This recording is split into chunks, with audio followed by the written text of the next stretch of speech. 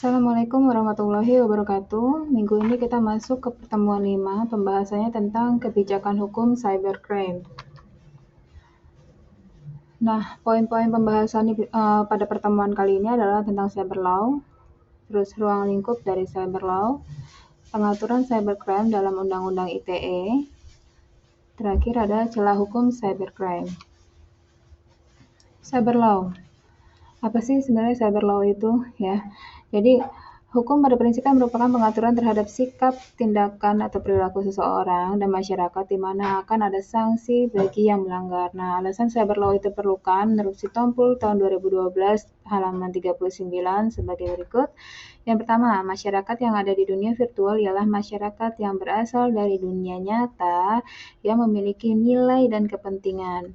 Terus lalu yang kedua, alasannya adalah meskipun terjadi di dunia virtual, transaksi yang dilakukan oleh masyarakat memiliki pengaruh terhadap dunia maya. Ya, ini adalah kedua alasan diperlukannya cyber law atau hukum cyber ya.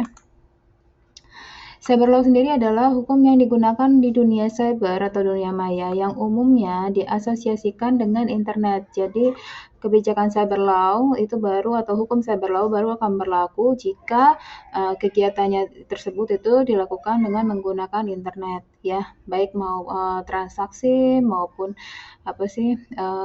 semua kegiatan yang dihubungkan dengan internet ya, baik kayak misalnya transaksi internet, terus lalu ada kayak berita hoax ya, bohong dan lain sebagainya disebarkan menggunakan media internet, nanti ini bisa terjerat dengan hukum yang disebut dengan cyber law.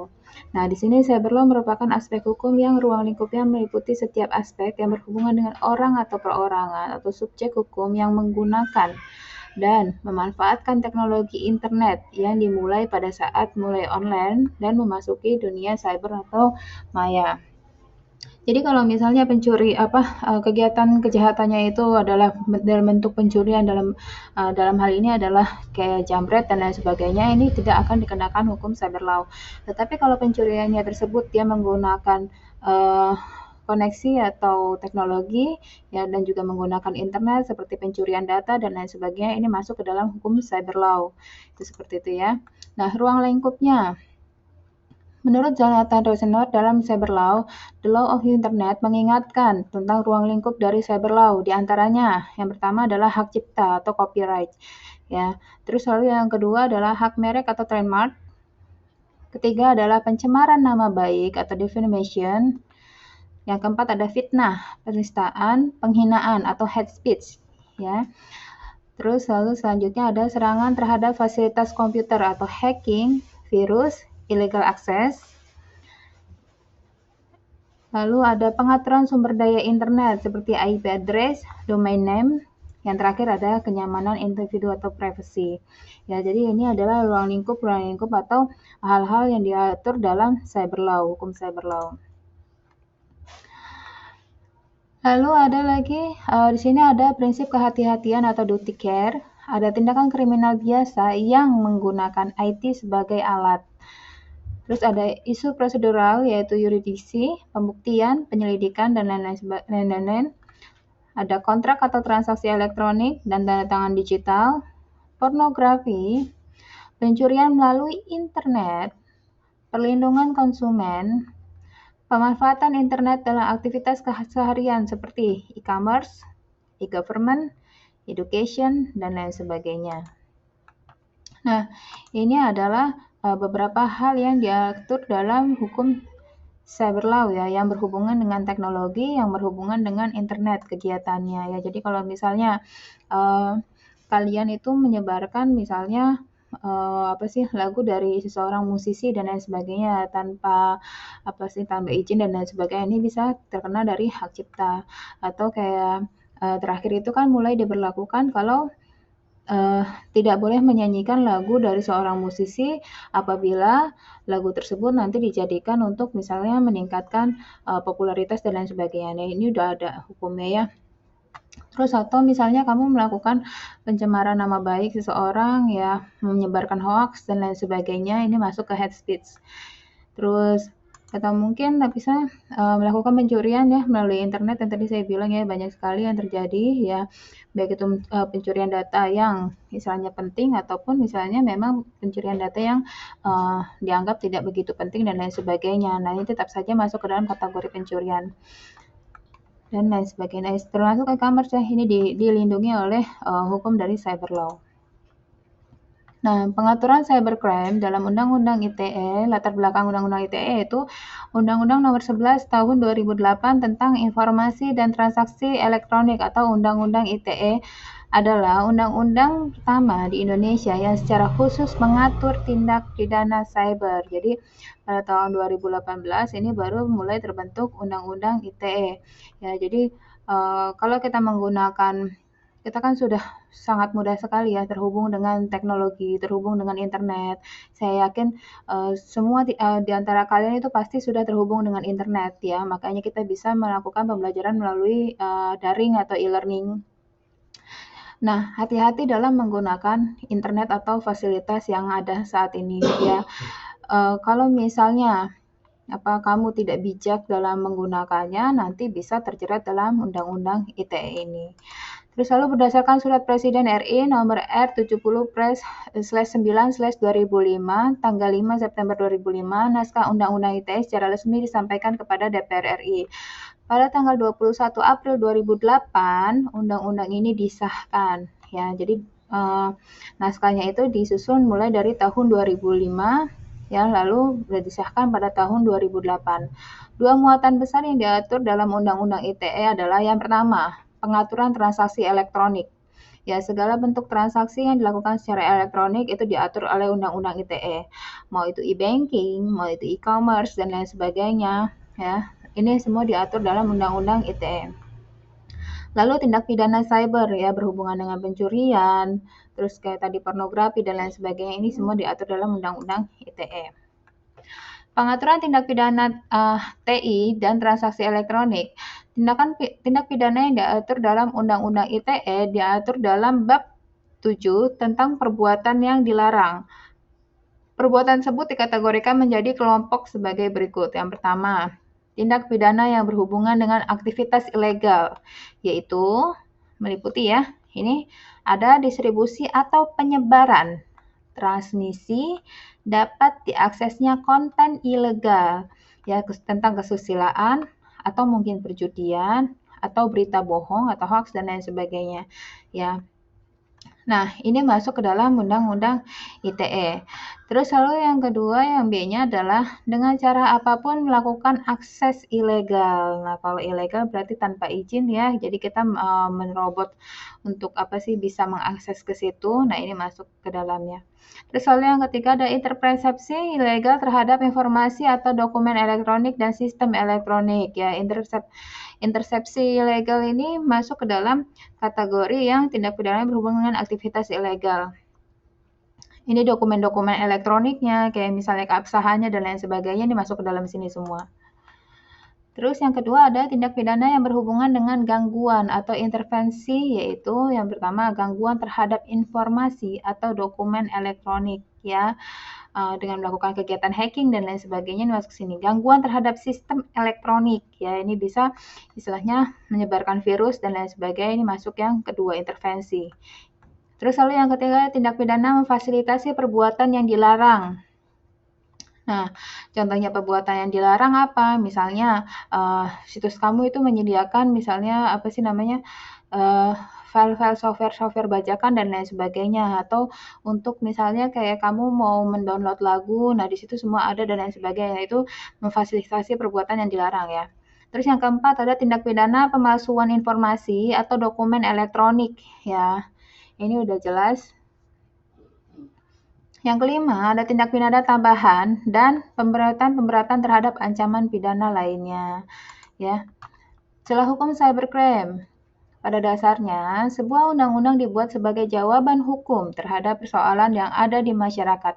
Namun, pada pelaksanaannya tak jarang suatu undang-undang yang sudah terbentuk ya, menemui kenyataan yang mungkin tidak terjangkau saat undang-undang dibentuk. Jadi ada mungkin beberapa hal yang tidak masuk di dalam undang-undang tersebut.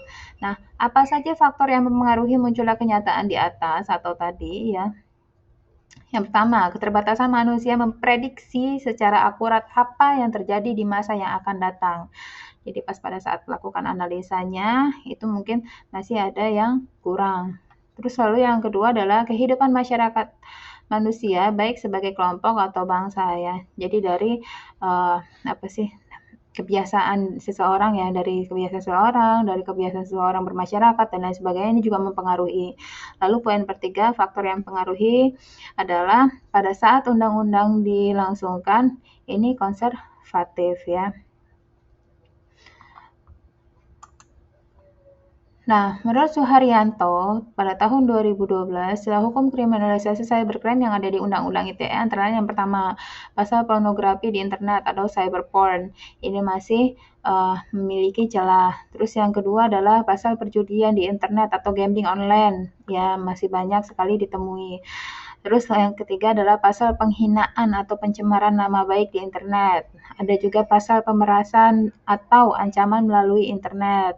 Kelima, penyebaran berita bohong dan penghasutan melalui internet. Dan yang terakhir ada provokasi melalui internet. Nah, ini menurut Suharyanto, ini masih memiliki celah hukum kriminalisasi cybercrime. Pasal pornografi di internet atau cyberporn pada pasal 27 ayat 1 Undang-Undang ITE berbunyi, setiap orang dengan sengaja atau tanpa hak mendistribusikan dan atau mentransmisikan dan atau membuat dapat diaksesnya informasi elektronik dan atau dokumen elektronik yang memiliki muatan yang melanggar kesusilaan.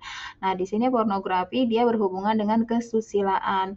Nah, yang pertama, pihak yang memproduksi dan yang menerima serta yang mengakses tidak terdapat aturannya. Kedua, katanya di sini definisi kesusilaannya belum ada penjelasan batasnya. Kesusilaannya itu seperti apa gitu, batasannya seperti apa yang melanggar kesusilaan. Nah, di sini tidak dijelaskan ya. Terus yang kedua adalah pasal perjudian di internet atau gambling online. Dalam pasal 27 ayat 2 Undang-Undang ITE berbunyi, setiap orang dengan sengaja dan tanpa hak mendistribusikan dan atau mentransmisikan dan atau membuat dapat diaksesnya informasi elektronik dan atau dokumen elektronik yang memiliki muatan perjudian. Nah, di sini katanya celahnya adalah bagi pihak-pihak yang tidak disebutkan dalam teks pasal tersebut akan tetapi terlibat dalam acara perjudian di internet. Misalnya, para pejudi tidak dikenakan pidana. Jadi, orang-orang yang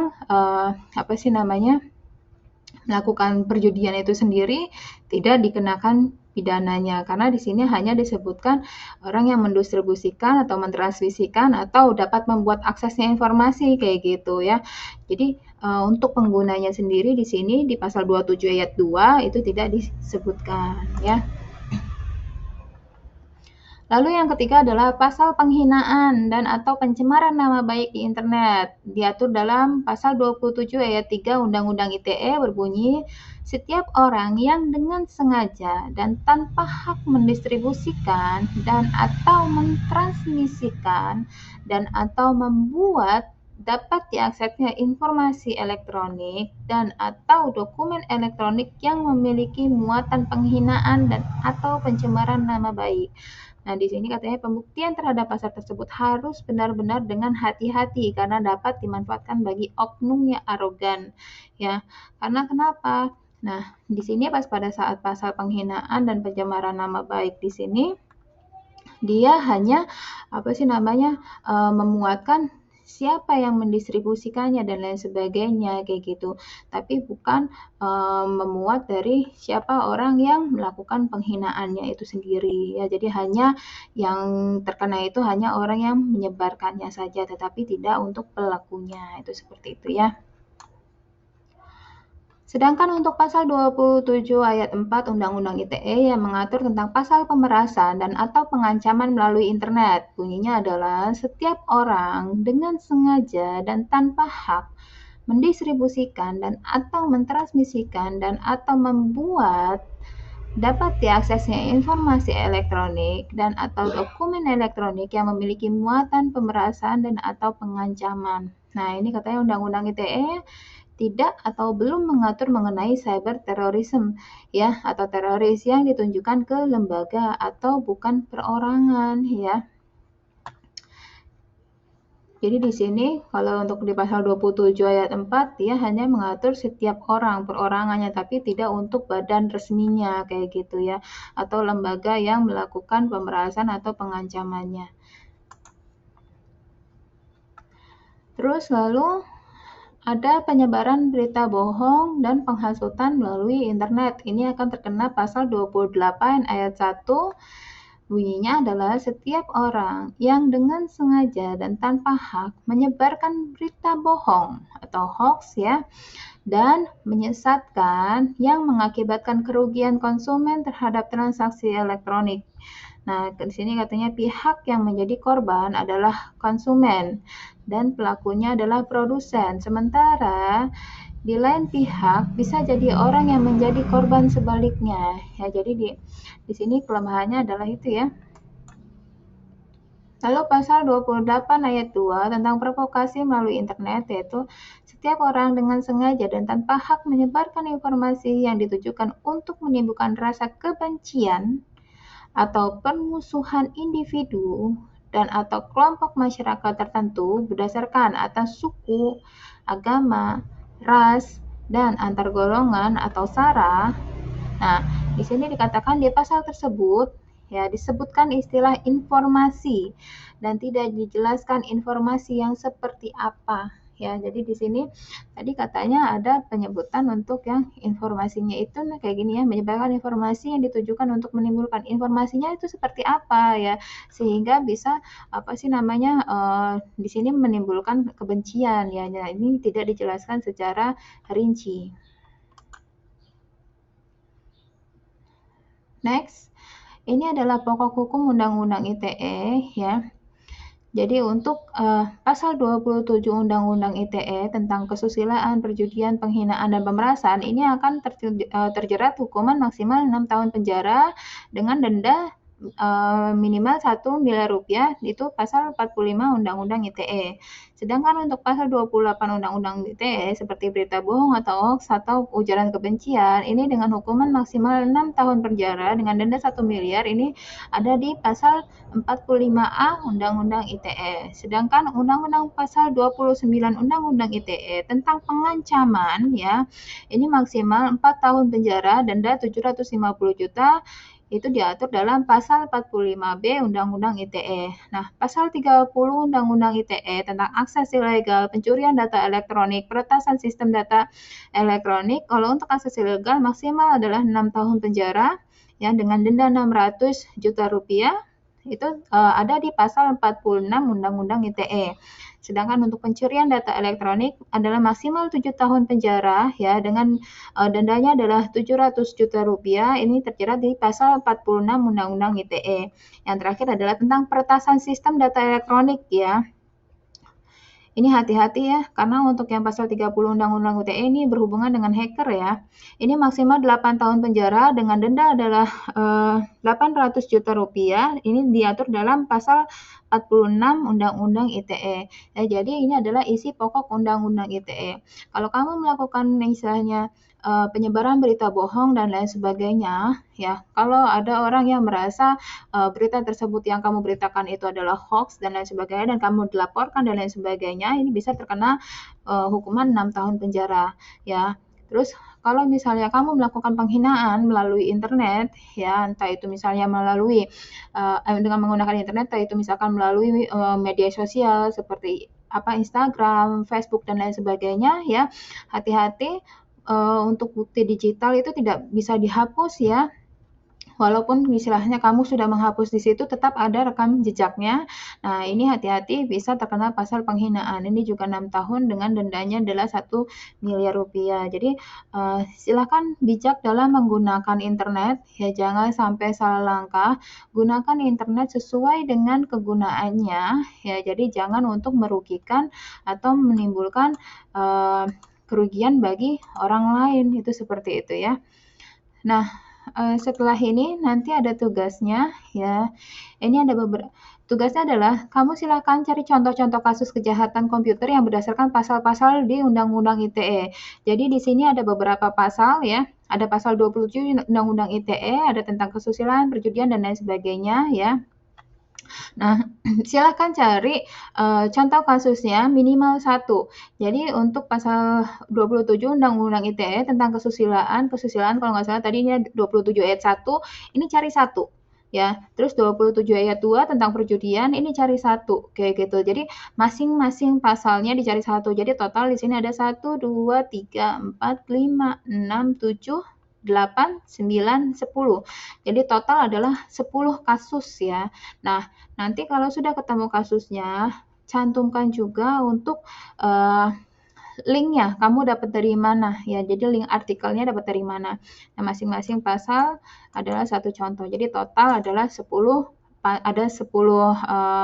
pasal, berarti ada 10 contoh. Nah, ini juga ada latihan untuk pilihan gandanya. Nah, untuk pilihan ganda ini nanti silahkan kamu tuliskan nomor dan jawabannya aja. Misalnya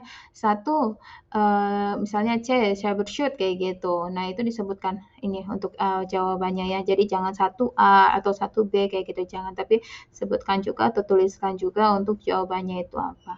Oke, nanti untuk tugasnya itu dikumpulkan hari ini, maksimal adalah jam perkuliahan kita ya. Nanti itu akan saya ambil sebagai nilai keaktifan dan juga nilai dari kehadiran ya. Jadi kalau misalnya kalian yang tidak mengerjakan tugas ini, maka nanti akan saya anggap tidak hadir di perkuliahan saya, karena nanti absennya akan saya sesuaikan dengan tugas yang kalian kerjakan ya. Jadi selama tugas saya itu menggunakan video pembelajaran, berarti kalian wajib untuk mengerjakan tugas, karena itu selain dianggap sebagai nilai tugas, tetapi juga sebagai nilai kehadiran. Nah, itu saja untuk pertemuan hari ini. Apabila masih ada yang kurang jelas, nanti bisa ditanyakan di grup WhatsApp. Saya akhiri. Wassalamualaikum warahmatullahi wabarakatuh.